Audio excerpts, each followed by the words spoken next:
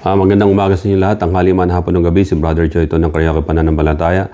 Talo natin na malapit na padating ang tinatawag na araw ng mga All Saints Day, kung tawagin na pagunita sa mga na mayapa nating mga mahal sa buhay.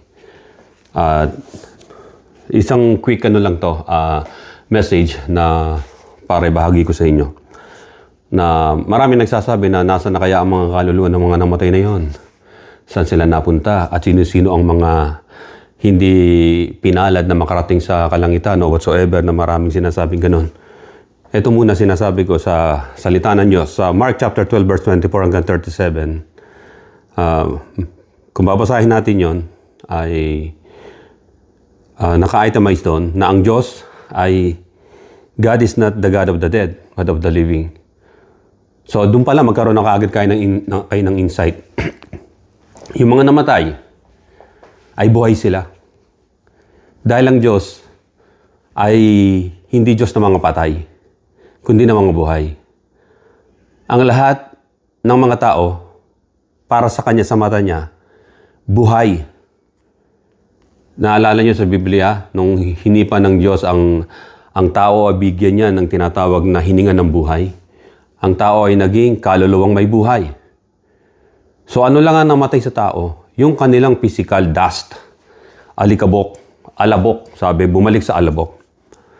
Nasa ng mga tao noong mga panahon na ang Panginoon Kristo ay hindi pa bumababa at hindi pa nakakakit sa kalangitan, yung hindi pa siya na ipapako sa krus at muling nabuhay. Ang mga tao ay noon ay nagpupunta ang kanilang kaluluwa doon sa tinatawag na Abraham Bosoms. Yung Abraham Bosom ay lugar ito ng mga tao kung saan ang kanilang mga kaluluwa ay doon ay meron tinatawag na a place, isang estado.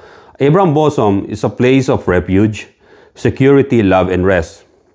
It's a state. Estado ito para sa mga righteous, soul being, in God's presence, yung mga matutuwid, yung mga hindi sila sang-ayon sa paggawa ng kasamaan o kasamaan sa mundong umiiral nung panahon na yun. Ang Abraham Bosom ay state of bliss. Lugar ito na kung saan ay sila ay buhay roon. So ang tao pag namatay, hindi pa natatapos ang lahat. Buhay pa rin sila, yung kaluluwa nila ay nag-e-exist pa rin. Yung being nila as human, nag-e-exist pa rin. Yun ang kaluluwa. Ang tao kasi ay meron tinatawag na tatlong bahagi. The body, the soul, and the spirit. Yung body, sinasabi ng Biblia na ito ay galing sa alabok ng lupa, from the dust. O space dust, kung tawagin. At yung spirit, which is life, o buhay, hininga ng buhay, ito yon. At yung soul, ito yung being mo mismo. Ito, nandito na yung tinatawag na consciousness mo, subconsciousness mo, intellectual mo, yung tinatawag na decision mo na ginawa, yun ikaw yun. Lahat ng nakita mo, narinig mo, kahit bulag ka, yung narinig mo, kahit hindi ka nakakapagsalita, yung nasaksihan mo, lahat ng ginawa mo na ikinilos ng iyong physical body, dahil inutusan ng iyong brain, ang physical body na kung saan ang intellect ay nandyan at yung kaluluwa na sinasabi ay ito ang kabuuan natin. Kumbaga sa katawan ko na ito na nakikita ninyo, merong invisible dito na nagpapagalaw sa lahat ng ito na inuutusan ng aking utak, yun ang aking kaluluwa na kapag ako namatay, nabuwal ang katawan na ito. Ako'y nakatayo pa rin pero invisible. Hindi nakikita ng mga tao. Pero nakikita kong paligid, 360 degrees. Nakikita na natin ang lahat. At kung saan ka dadalhin ng Panginoon, kung ikaw ay may takot sa Diyos, doon ka dadalhin sa kapahingahan ng Diyos. Kung wala naman, ay doon ka dadalhin sa tinatawag na place of torment. Na tulad na nangyari kay Lazarus, tsaka doon sa mayaman. Si Lazarus, nung namatay, dinala sa Abraham Bosom, place of rest and comfort. Yung mayaman naman, namatay din, subalit din na lang kanyang kaluluwa doon sa tinatawag na place of torment. God is not the God of the dead, but of the living. Mark chapter 12 verse 27, "For in Him we live and move and have our being." Dahil sa Kanya, naging kaluluwang may buhay tayo. Nagkaroon tayo ng consciousness, awareness, consciousness. Also, as also some of your own poets have said, "For we are also His offspring." So, ang tingin sa atin ng Panginoon ay buhay tayo. Kahit namatay ang isang tao, ang tingin ng Diyos sa kanya ay siya buhay dahil yung kaluluwa niya, either nandun siya sa place of rest o place of torment. Nandun, nakikita niya na ang lahat ng bagay ay buhay sapagkat tayo ay nilikha ng Diyos na merong kaluluwa.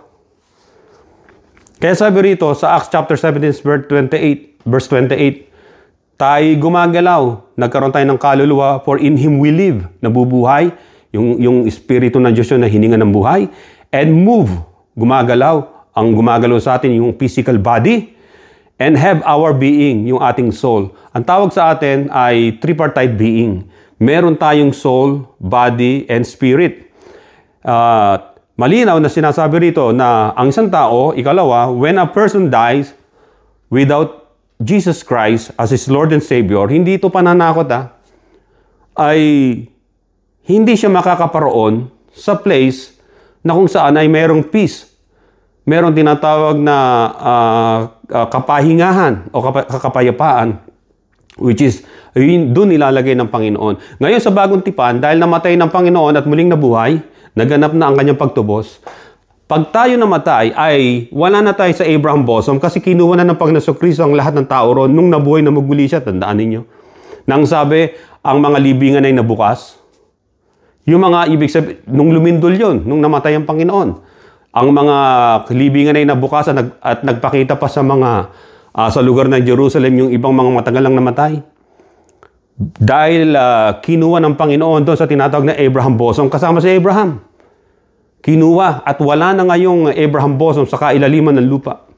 Kundi ang nandun na lang ay yung hell. Kasi dalawang compartment yun. Isang pinaka-lower na lugar, yung hell, at yung Abraham bosom ay mas mataas. Kaya makikita nyo na sabi ng Biblia, lumindol, nung sinabi ng Panginoon, it is finished, nahati yung curtain doon sa templo, sa Holy of Holies, nawasak, nagkaroon ng earthquake, at ang mga libingan ay nabukas. At yung mga tao, mga matagal na namatay, nagpakita sa mga tao, iba, na naroroon. Sila yung kasama ng Panginoon na inakyat niya sa langit. Hindi ba nakita ng mga tao, pero sila yun, sinama sila. So, nando na ang lugar natin ngayon, kapag tayo namatay na kay Kristo, ay sa altar ng Diyos, na mababasa sa Revelation yan. At the altar of God, doon nandun ang lahat ng tao. Yung place na yon na place of rest hanggang sa damitan tayo ng Panginoon ng glorified body na hindi na namamatay ang ating mga katawan. At kailangan natin yon sapagkat ayun ang pangako ng Panginoon tulad niya na muling nabuhay, nagkaroon siya ng glorified body at ipararanas din sa atin yon. Ay yung kahigitan natin sa mga anghel na nasa langit. Sila hindi dinamitan ng tulad ng katawan ng sa Panginoon Kristo, yung glorified body. Sila ay mga ministering spirit. Yung mga angels. Kaya tayo ay magkakaroon ng glorified body just like our Lord Jesus Christ. Kaya dito, when a person dies without Savior, without our Savior, Ecclesiastes chapter 12 verse 7, then the physical body of man will return to the earth. Mabubulok. Magiging alabok uli. As it was, sabi, tulad nung dati. And the spirit, which is our life, the equivalent of the lamp of the Lord. Yung spirit natin ay tulad ito ng isang lampara o yung parang kandila na pag naupos, mauubos na yung buhay natin. Ayun ang sinasabi ng Biblia rito, Ecclesiastes chapter 12 verse 7. Ang buhay natin, which is our spirit, ayun ang buhay. And then yung soul. Sa Proverbs chapter 20 verse 27 yun. Yung soul, makikita natin dito, yung pagpunta ng soul ay hindi na initemize ng sumulat ng Proverbs. Sapagat either pumunta siya doon sa tinatawag na Abraham bosom ng Old Testamento or doon siya sa kapahamakan. At inulit yun ulit na mayroong pinuntahan. yung kaluluwa. The soul of man which is also called the living being. Yun tayo. Because man, we are composed of body, spirit, and soul. Body which is dust came from the dust. Spirit which is the breath of God. The breath of the Lord God Almighty. Which is also the lamp of the Lord na ipinahiram sa atin. As in, pinahiram talaga. Binigyan tayo. Pinahiram. And then soul, which is our being. That's our soul. The soul receive, ano natatanggap? Sabi ng 1 Thessalonians chapter 5 verse 23, Now may the God of peace himself sanctify you completely, and may your whole spirit, our life, and then soul, our being, our inner being, our being, and body, our body, yung physical body, be preserved blameless at the coming of our Lord Jesus Christ. But at the last trumpet of call of God, mangyayari ito na tayo babaguhin na maguli. In 1 Thessalonians chapter 4 verse 16 hanggang 17, For the Lord himself will descend from heaven with a shout, with the voice of an archangel, and with the trumpet of God, and the dead in Christ. Kaya sinasabi ko sa inyo sa Revelation 14:23, ang sabi, blessed, from now on, blessed is the man who died in the Lord. Sapagat ito yung binabanggit, and the dead in Christ will rise first. Then we who are still alive and remain shall be caught up together with them in the clouds to meet the Lord in the air, and thus we shall always be with the Lord. Hallelujah to His word. Yung mga kamag-anak niyong namatay, na mahinga, sila ay nasa lugar na kung saan ay nakatalaga sila. Hindi natin alam kung sila tumanggap sa Panginoon. Subalit, hindi natin mahuhusgahan ng tao, tandaan ninyo. Kapag siya ay nandun sa tinatawag na hospital bed, sa deathbed niya, ay maaring siya ay nagsisisi dahil sa hirap na nararanasan niya. At kinakailangan mabilisan nating ipahayag si Kristo sa kanila. Natanggapin nila ito sapagkat ito ang huling susi at huling pag-asa nila. Kaya yung mga nagpupunta sa mga hospital, merong hospital ministry, ipangaral lang ninyo si Kristo. At tanggapin nila ang bugtong na anak ng Diyos na buhay. Upang sa kanilang pagpanaw ay doon sila papapasukin sa paraiso ng Panginoon. Mga kapatid, ang inyong kaluluwa ay importante sa Panginoon. Tanggapin ninyo ang Panginoon sa inyong puso bilang Panginoon tagapagligtas. At kayo ay makapapasok sa kapahingahan ng Diyos magpakailanman. God is not the God of the dead but of the living.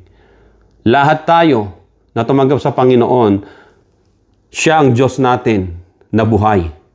At sa mga namatay na wala kay Kristo, mananatili silang patay. Bubuhayin sila muli upang hatulan. Subalit wala silang life. Yung soul and body lang nila pinagdikit, pinagsama ng Diyos, nabuo muli. Subalit wala na silang buhay. Sapagkat ang kanilang buhay ay hindi everlasting. Wala nang everlasting. Hindi na pinahiram ng Diyos sa kanila yung buhay na unang naranasan nila. Sila ay tulad ng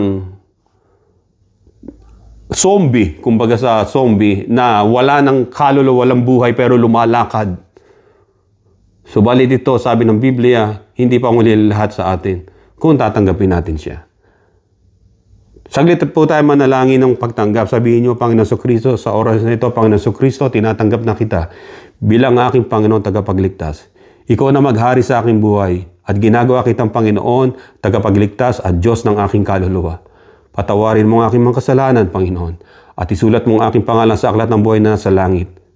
At sa iyong muling pagdating, sa pagtunog ng huling trumpeta ng Diyos, ako, Panginoon, ay makakasama sa iyong kahariang walang hanggan. Marami pong salamat sa pangalan ni Jesus. Amen. Amen and amen. God bless inyo lahat at pagpalain kayo lagi ng Panginoon. Brother Joe, ito ng Karaoke Pananampalataya at Katotohanan. God bless po.